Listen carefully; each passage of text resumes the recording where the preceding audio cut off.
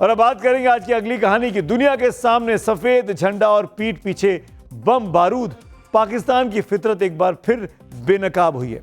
एक तरफ पाकिस्तान के field marshal general Asim Munir Iran और अमेरिका के बीच शांति कायम करने के लिए पोस्टमैन वाला किरदार निभा रहे हैं, दिखा रहे दुनिया को शांति के कितने बड़े हिमायती हैं।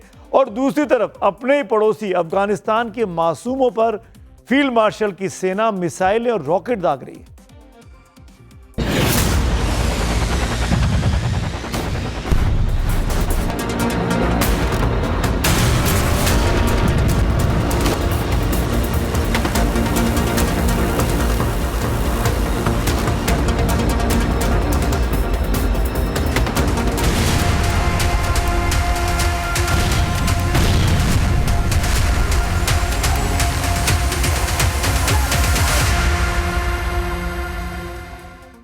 जो शांति का नाटक चल रहा है पाकिस्तान के द्वारा वो अब एक्सपोज हो रहा है।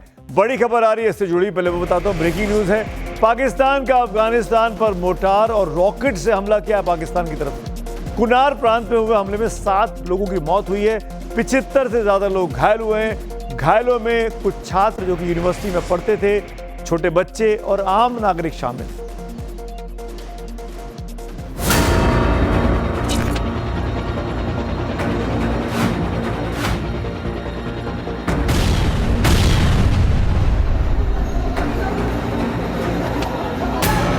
अफगानिस्तान का कुनार प्रांत, जहां सोमवार की दोपहर 2 बजे सन्नाटा नहीं बल्कि धमाकों की गूंज सुनाई दी। पाकिस्तानी मोर्टार और रॉकेटों ने न तो बच्चों को बख्शा, न ही यूनिवर्सिटी के उन छात्रों को जिनका भविष्य इन धमाकों के बीच दफन हो गया।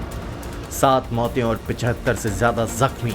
यह आंकड़ा महज नंबर नहीं, पाकिस्तान के उस क्रूर चेहरे का सबूत है जो शांति की आड़ में जंग का सामान बांटता है। तालिबान सरकार के प्रवक्ता हमदुल्लाह फितरत ने सीधे तौर पर पाकिस्तान को घेरा है, लेकिन इस्लामाबाद का जवाब वही पुराना राग। पाकिस्तान ने कुछ नहीं किया। लेकिन ये कहानी सिर्फ कुनार की नहीं है।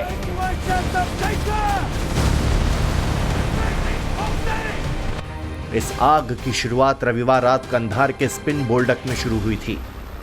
पाकिस्तान के साथ सीमा पर फिर हिंसक झड़प की घटना हुई थी। खामा प्रेस ने सूत्रों के हवाले से दावा किया है कि स्पिन बोल्डक इलाके में रात में दोनों पक्षों के बीच फायरिंग हुई। इसमें पाकिस्तान के 6 सैनिक मारे गए। तालिबानी लड़ाके एक सैनिक को बंधक बनाकर ले गए। पाकिस्तानी सैनिकों के हथियार भी लेकर चले गए। हालांकि इन दावों की अभी पुष्टि नहीं हुई है। बताया जा रहा है कि देर रात पाकिस्तान की तरफ से सीमा पार फायरिंग हुई, जिसमें एक बच्चे की मौत हो गई। इसके बाद तालिबान ने जवाबी हमला किया। अब बात जनरल आसिम मुनीर के उस शांति दूत वाले मुखौटे की। पाकिस्तान की हालत घर में दाने नहीं, अम्मा चली भुनाने जैसी है। मुनीर दुनिया को दिखा रहे हैं कि वो ईरान और अमेरिका के बीच तनाव कम करवा सकते हैं, लेकिन जो मुल्क अपने पड़ोसी के साथ सीज फायर को 2 महीने नहीं निभा सका, वो खाड़ी देशों में शांति क्या खाक कराएगा। मार्च में काबुल के नशा मुक्ति केंद्र पर हमला करके 400 लोगों को मारने वाला पाकिस्तान आज खुद को पीड़ित बताता है। चीन, तुर्की, कतर और सऊदी अरब जैसे देश इस झगड़े को सुलझाने की कोशिश कर चुके हैं, लेकिन खोट पाकिस्तान की नीयत में है।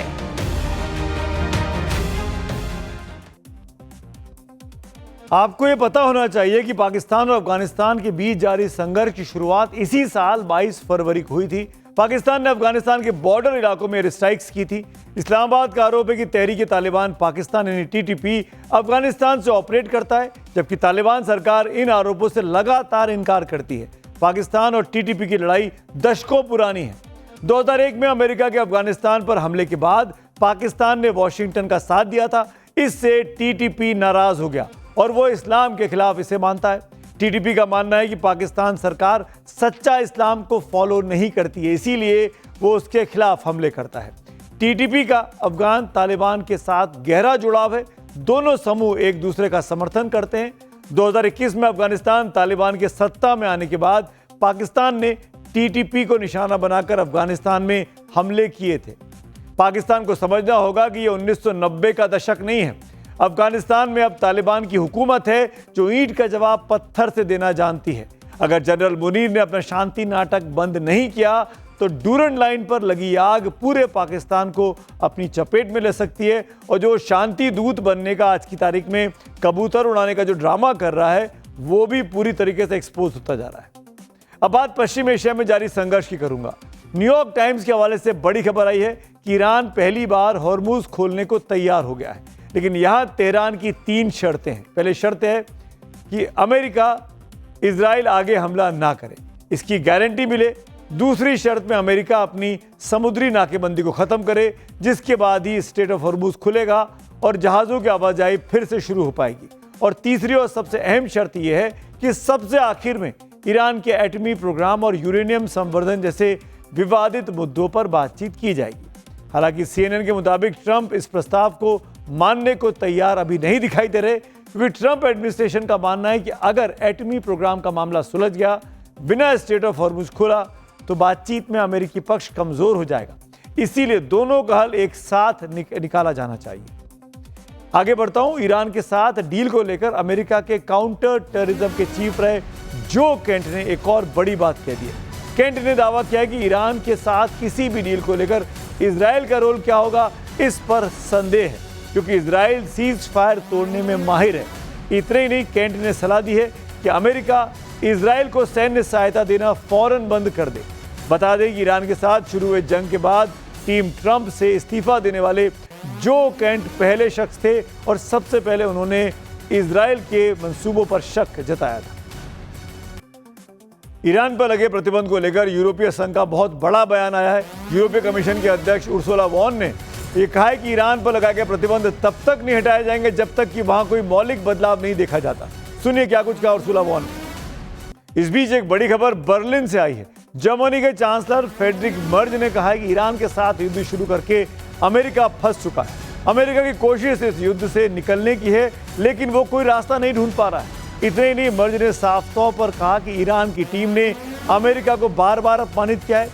जर्मनी पश्चिमी के उन देशों में से शामिल है जिसने अमेरिका के ईरान में युद्ध का लगातार विरोध किया है। सुनिए क्या कुछ कहा वहां के चांसलर फ्रेडरिक मर्ज ने। और एक और बड़ी खबर आपको बता दें कि साउथ चाइना सी से एक बड़ी खबर आ रही है। जी हाँ, ताइवान के रक्षा मंत्रालय ने बहुत बड़ा दावा किया है। ताइवान के पेंगु द्वीप के पास चीन के 2 युद्धपोतों की मौजूदगी है। ताइवान स्ट्रेट के संवेदनशील इलाके में पेंगु द्वीप है। चीनी जहाज के दिखने के बाद हाई अलर्ट पर अब ताइवानी सेना पहुंच गई है। ये घटना उस वक्त में हो रही है जब चीन लगातार ताइवान के आसपास अपने सैन्य अभ्यास और घुसपैठ की कोशिशें कर रहा है। चीन ताइवान को दरअसल अपना हिस्सा मानता है, जबकि ताइवान अपनी स्वायत्तता की रक्षा की बात करता आया है और ताइवान लगातार अमेरिका से, जापान से मदद मांगता रहता है। ऐसा नहीं है कि चीन ने पहली बार ताइवान के इलाके में घुसपैठ करने की कोशिश की हो। इसी साल 18 मार्च को 36 फाइटर्स, 8 वॉरशिप, 1 शिप ने ताइवानी इलाके में घुसपैठ की थी।